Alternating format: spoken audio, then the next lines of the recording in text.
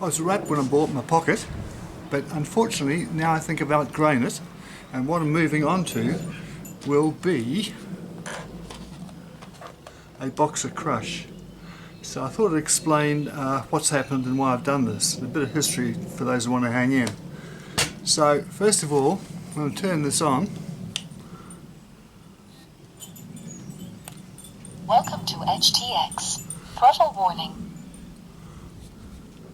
Okay, Disarmed so throttle's 5 down. minutes and 43 seconds. So the way- Failsafe off. Angle mode 0 milliwatts 0 volts.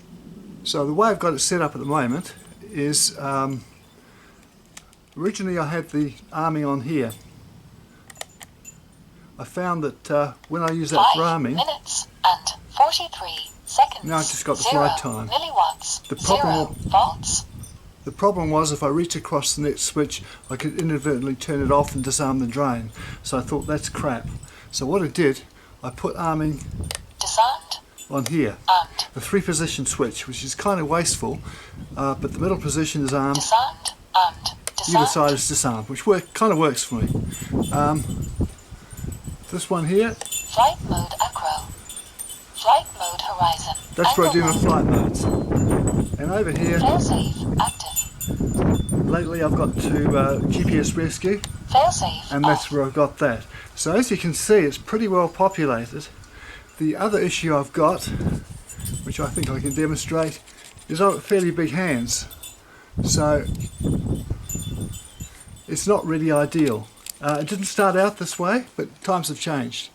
On the other hand,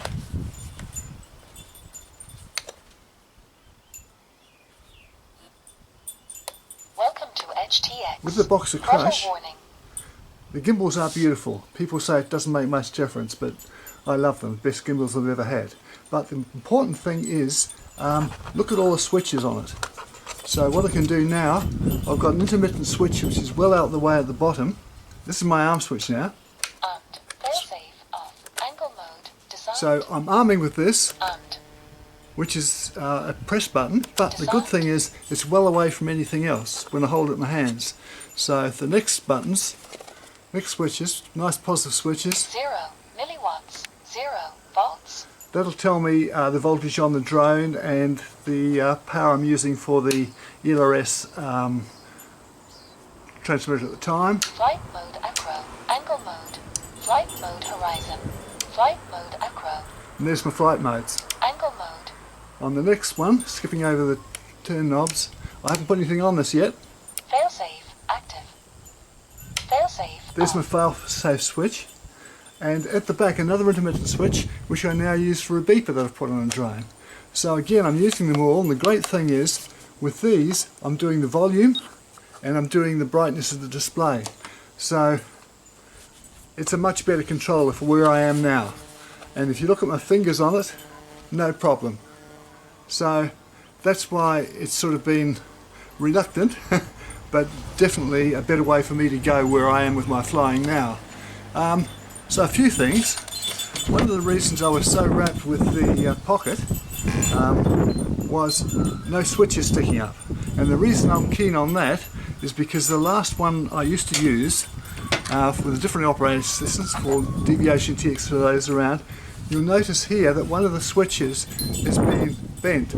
I accidentally brushed against it when I was flying, and it didn't come right off, like some people I know, but it damaged it a bit. So when I had a choice of using push buttons, I thought, oh, this looks really good. So this takes me into history and why I need so many controls on drones, and I didn't start out that way.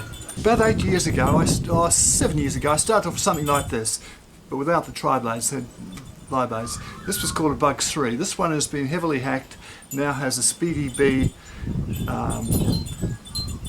F405 inside it. So the original wouldn't do acro, it wouldn't do a whole lot of things, so it didn't need too much in the way of a controller. In fact, I've still got the first controller I ever got for a Bugs 3, which is this. You can tell it's the first one because I diligently wrote notes to myself of how to use it and what did what. That's a Bugs 3 flight controller, which had individual ESCs still attached, and built into it, that silver box on top, that's the control with the antenna. And this you can do about 1.2 kilometers, so it wasn't shabby by any means for a toy drone that cost very little. Here's the SpeedyBee. As you can see, these are dead ones. So these things, of course, you can do a hell of a lot more. And as I've lately found out, that includes the buzzer, the beeper. So it's a bit of a history lesson of where I've been. So my current favourite drone is this thing, which has got a buzzer, big buzzer on the front, which I can arm with that intermittent switch. And of course with the SpeedyBee it'll go up to 6S, though I'm only gone as far as 4S at the moment. So my current favourite drone. This one was a previous one, again SpeedyBee, but I haven't put a buzzer on it yet, and I've got a few other mods to make to it. And this one is a home build to sort of honour the first big drone I ever bought, which was a clone of a Cyma X8.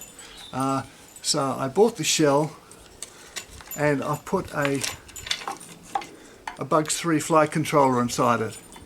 So nice simple drones, the Bugs 3.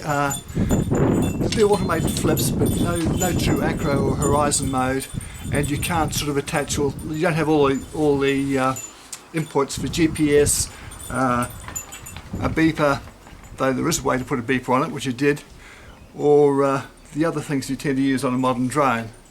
And of course basically you couldn't use Betaflight with it, therefore you couldn't get on-screen display or announcements.